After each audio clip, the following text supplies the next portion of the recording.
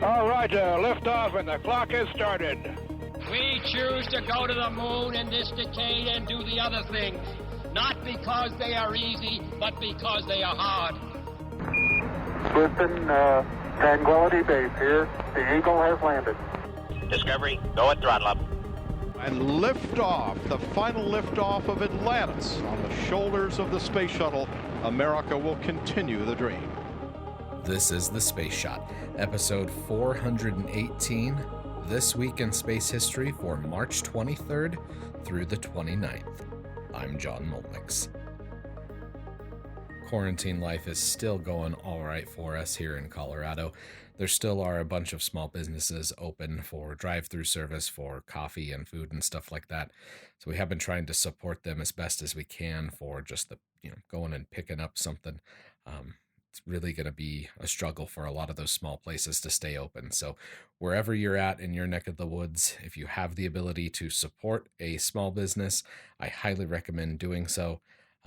Here in Loveland and Fort Collins, there's tons of coffee places. I want to give a shout out to Dark Heart Coffee in Loveland. They always have delicious drinks, and this morning I had a honey latte. That was just really nice, and it was good to be able to get out, pick that up. The social distancing, all of that other stuff. Really try to keep those small businesses open during what is one of the most difficult economic times potentially that we've had in the last 100 years. So here's to keeping everybody employed as best as we can.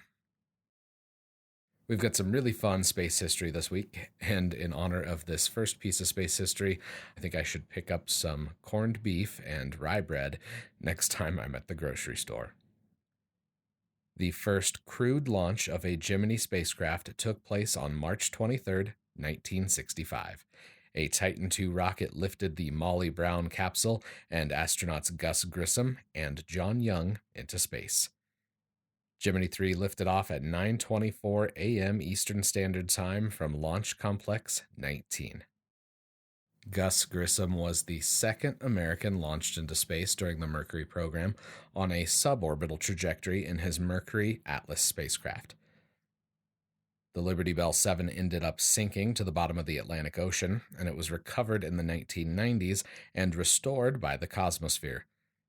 I was lucky enough to be able to see Liberty Bell up close and personal last summer, and that was just an incredible sight. For his second space flight on Gemini 3, he flew into space with astronaut John Young. Young went on to have a storied career, making 6 flights into space. He walked on the moon during Apollo 16 and even flew the Space Shuttle on STS-1 and STS-9. Young's first flight on Gemini 3 was memorable, thanks to the corned beef sandwich that he smuggled into space. The astronauts found that the bread crumbled pretty badly in space, so he couldn't really eat all of it. Bread and microgravity do not mix, so NASA eventually settled on the use of tortillas, which is something I talked about way back in episode 196. It was during STS-61B that tortillas were first used by astronauts as a bread substitute. Speaking of bread substitutes, since everybody seems to be panic buying toilet paper and bread, some of us, myself included, have used tortillas as a substitute. Enough about tortillas, it's making me want to go get a taco. Let's get back to Gemini 3. Gemini 3 was important for a number of reasons. The Gemini spacecraft was designed to be more maneuverable, a key component for orbital rendezvous and docking procedures that would be used in the Apollo program. Grissom and Young tested the maneuverability of the capsule during this flight. They changed the orbit of the spacecraft on 2 occasions with the onboard thrusters, proving that orbit could be changed after launch. These procedures helped astronauts prepare for the rigors of an Apollo flight, specifically the docking, undocking, and eventually redocking the lunar module and command and service module. Grissom and Young orbited Earth 3 times in their capsule, which was nicknamed Molly Brown, a bit of a humorous call-out to Grissom's previous capsule, the Liberty Bell 7, which, as I mentioned earlier, had sunk due to an error with the hatch blowing early. Coincidentally, this was the first and last Gemini capsule to have a name. All other Gemini missions were referred to by their number, not by a special name. And lastly, Gemini 3 was the shortest flight of the program, clocking in at just under 5 hours long. Next up, we fast forward a couple decades. On March 23, 2001, the Mir space station re-entered Earth's atmosphere after 15 years of service. The station was launched by the Soviet Union. Then, after the fall of the Berlin Wall and the collapse of the Soviet Union, it became a place where Russian cosmonauts and United States astronauts conducted their first long-duration cooperative missions.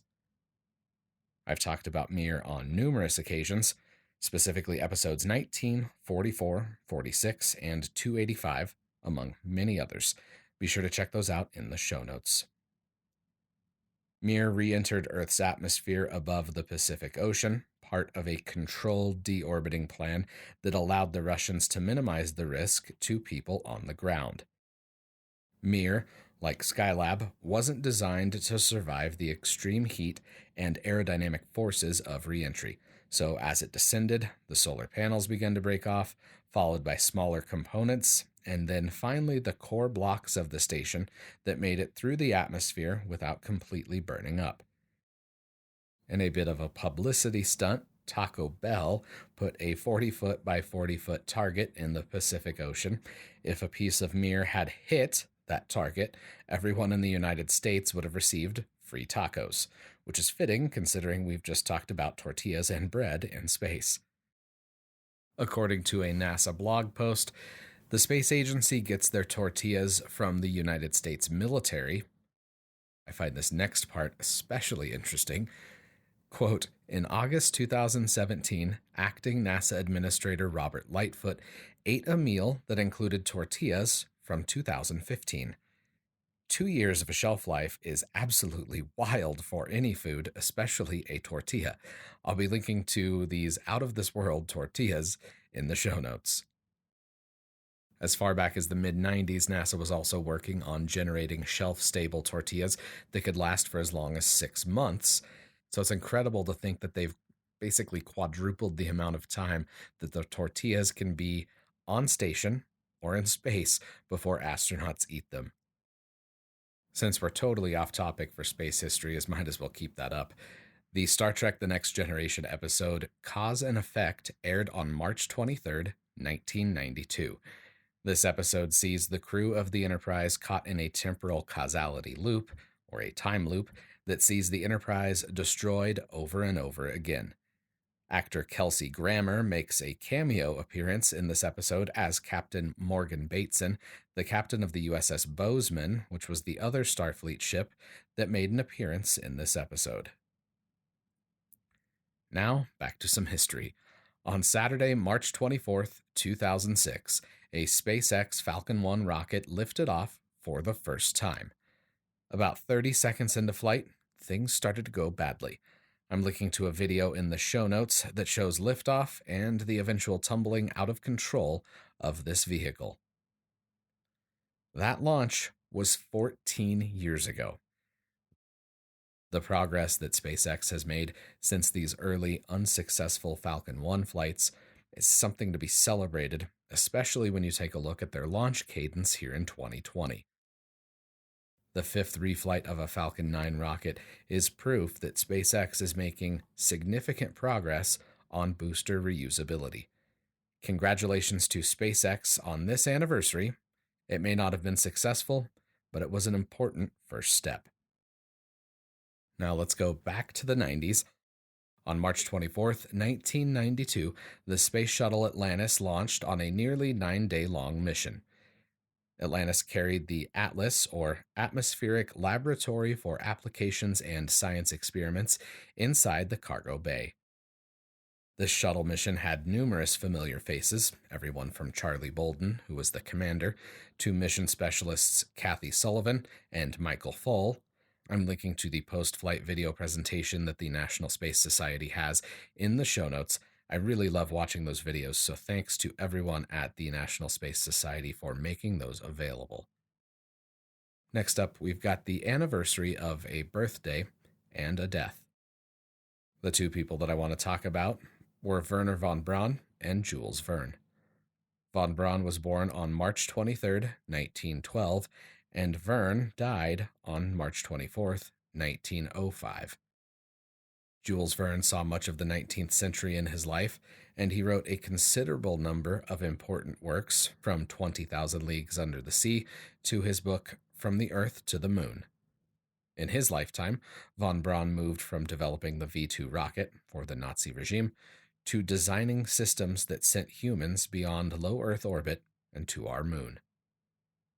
The reason that I want to mention these two historical figures in the same episode is because I find it remarkable how much progress was made from the years that Verne was writing in to the years that von Braun was experimenting with rockets. Humanity literally moved from science fiction to science fact in those decades. In their own unique ways, Verne and von Braun opened up the imaginations of people around the world. I'm linking to some articles on both Verne and von Braun in the show notes, so be sure to check those out. One thing I would caution against is thinking that we made more progress in the early years of the space race compared to now. The work that's being done with additive manufacturing and reusable rockets with Blue Origin and SpaceX are just a few of the exciting avenues that are just now being explored. Next up, we've got Explorer 10. NASA's Explorer 10 mission lifted off on March 25th, 1961 from Cape Canaveral. This mission was designed to, quote, investigate the magnetic fields and plasma as the spacecraft passed through Earth's magnetosphere into cislunar space. The satellite was launched into a highly elliptical orbit. Like many early U.S. spacecraft, Explorer 10 was small. It weighed only 79 kilograms, or about 174 pounds. This probe was spin-stabilized, which is something I've talked about before, but here's a quick primer in case you're new to the podcast. Think of a football, and for everyone out of the United States, I'm talking about American football here. When a quarterback throws the ball, they impart spin on it to keep it stable, which gives it a more accurate flight path. Explorer 10's powered journey into cislunar space was a short one, since its batteries only functioned on the outgoing trip, or about 52 hours before draining completely. Another launch took place on March 25th. This one was a joint Italian and American launch in 1988. The San Marco DL spacecraft explored solar activity, and it launched from the Luigi Broglio Space Center, which is an offshore platform called the San Marco Platform. I talked about this spaceport way back in episode 185, and I still want to do an episode on the Space Center in the future. It's one of the many, many topics I've yet to explore. We've got another birthday here today. American astronaut Jim Lovell was born on March 25th, 1928, in Cleveland, Ohio. Lovell turns 92 this year, so happy birthday to Commander Lovell. Lovell flew on Gemini 7 and 12. He was also one of the 3 humans to first orbit the moon during Apollo 8, and he went on to command Apollo 13, one of the most incredible missions in NASA history, and one that's coming up on its 50th anniversary in just a few weeks. Earlier in this episode, I mentioned Explorer 10, and I want to go back to the Explorer program, and let's chat about Explorer 3. Explorer 3 launched on March 26, 1958, and it was the first successful follow-up to the Explorer 1 mission, which launched in January of 1958. According to NASA, quote, data from Explorer 3, combined with earlier measurements from Explorer 1, confirmed principal investigator James Van Allen's theory that radiation belts trapped by Earth's magnetic field exist around our planet. These early Explorer missions provided critical insights into the space environment around Earth. NASA now runs the Explorers program, which provides, quote, frequent flight opportunities for world-class scientific investigations from space, utilizing innovative, streamlined, and efficient management approaches within the heliophysics and astrophysics science areas. The program seeks to enhance public awareness of and appreciation for space science and to incorporate educational and public outreach activities as integral parts of the space science investigations. Another exceptional part about this program is that missions are not able to exceed $200 million in total cost to NASA. For this next piece of history, let's head back to 1969. Mariner 7 launched on March 27th, 1969. Its destination, Mars. After a multi-month cruise, Mariner 7 arrived at Mars on March 5th, 1969. The spacecraft flew by the planet, making its closest approach, taking pictures, and gathering data before speeding on by. Mariner 6 and 7 were launched within a month of each other and completed the first dual mission to the Red Planet. Both of these spacecraft flew over Mars's equator and South Pole regions. They analyzed, quote, atmosphere and surface with remote sensors, as well as recording and relaying hundreds of pictures. By chance, both flew over cratered regions and missed both the giant northern volcanoes and the equatorial Grand Canyon discovered later. The images that Mariner 6 and 7 took were recorded onto a digital tape recorder and then relayed back to Earth. On March 28, 1963, a Saturn I rocket lifted off on the final uncrewed flight test of the first stage of this rocket. This launch was notable because it was designed to test the engine-out capability of the Saturn I rocket. As planned, engine number 5 cut out, and the flight continued as 7 other engines on the first stage continued to fire. I haven't had a chance to talk about it this month yet, but since it's Women's History Month, I want to share some resources available on NASA's websites. There's always amazing content for educators, as well as profiles on women in science, technology, engineering, math, all those STEM fields, and STEAM, don't forget the arts, that are related to NASA's mission. Now it's time for a little more Star Trek history. On March 29th, 1968, the original series episode, Assignment Earth, aired on TV. As you heard from that opening sequence, the Enterprise was sent back in time to observe a rocket launch. While in orbit, the Enterprise intercepts a transporter beam, somehow, don't know exactly, but I'm sure there's some technobabble to back it up, and the mysterious Gary 7 and his cat Isis materialized on the Enterprise's transporter pad.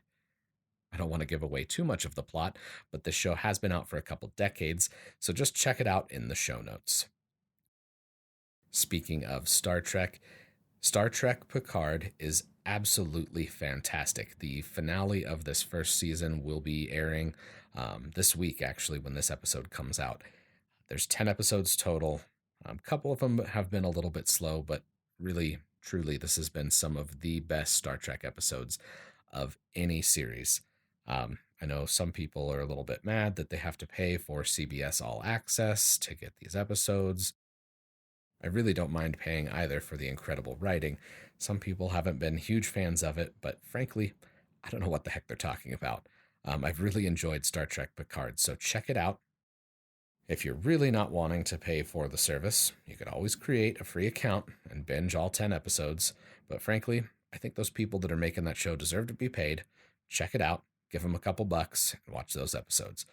Plus, there's some fun Star Trek Discovery episodes with Captain Pike in Season 2 of that show that are really good as well. And that's all I've got for history for this week.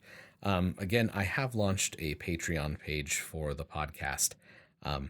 Anything that you can chip in really would help me, not only cover the hosting costs of the podcast between paying for the bandwidth for the podcasts, paying for the software, yay for Adobe Audition, that I use to produce this podcast.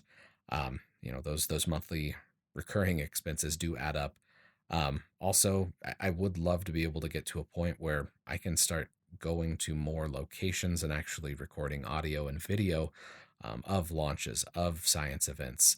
and doing more than I can now on the very shoestring budget that I've been running the podcast on for the last couple of years. So I am wanting to expand. If you believe in the show and you enjoy what I do, I would love if you could flick me a couple bucks a month on Patreon and just, help support the show and help me reach more people than I have been able to reach before. I do this out of love. I've never, wanted to make a profit on this show, and the podcast is always going to be free. But you supporting me on Patreon really is just a vote of confidence, as it were, that you believe in the podcast and you want to do what you can to help me reach more people than before. So anything that you can do would be appreciated. Again, I know economic times are pretty tight right now for everybody. So even if it's just a couple bucks a month, anything that you can contribute would be really appreciated, and it would make a material difference month to month. So I appreciate you taking the time to consider that. The link to Patreon and all of the other things that I've talked about in this episode are in the show notes. I do have a call-in number if you'd like to ask a question or leave a comment. Just dial 720-772-7988 and leave a message. I'm looking forward to sharing the questions that you may have with all of the listeners. As always, the links to everything we talked about today are in the show notes. If you're new to the podcast, I'd appreciate it if you could subscribe and leave a review. Reviews in Apple Podcasts help more people find out about the show, and they help make sure it reaches as many people as possible. Until next time, I'm John Molnix, and I'll catch you on the flip side.